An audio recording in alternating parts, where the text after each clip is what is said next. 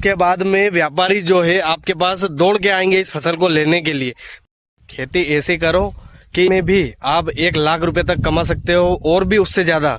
जबकि यहाँ पर हमारे एक किसान ने एक पाटिया होगा, सिर्फ एक ही पाटिया होगा, ये करीब करीब कितने पाटिया होंगे? एक पाटिया है करीब करीब लंबा। तो एक पाटिया में यहाँ पर हमारे किसान ने केसर जो लगाए हैं और पिछले साल भी लगाए थे। तो कम से कम खेती में अगर ज्यादा से ज्यादा मुनाफा अगर चाहते हैं तो आप कुछ यूनिक काम करें। जैसे केसर की खेती कुछ कठिन जरूर है, लेकिन अगर आप इसको करेंगे तो कहीं ना कहीं आप जो गेहूं की, सोयाबीन की जो खेती करते हैं उस खेती से कहीं ना कहीं अधिक मुनाफा इस केसर की खेती में मिलेगा।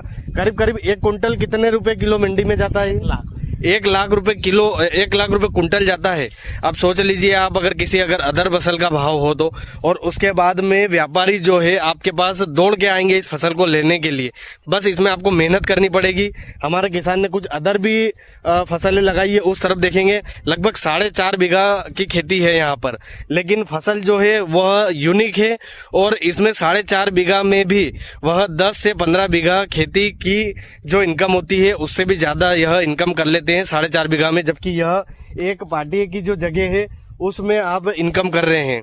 तो आप ये जो यूनिक जो खेती करते हो, अभी कोई नुकसान तो नहीं है इसमें? इस खेती में बेनिफिट भी है, लगभग बेनिफिट ही है। और इस प्रकार से आप भी खेती करके और कुछ यूनिक खेती करके अधिक से अधिक बेनिफिट कमा सकते हैं।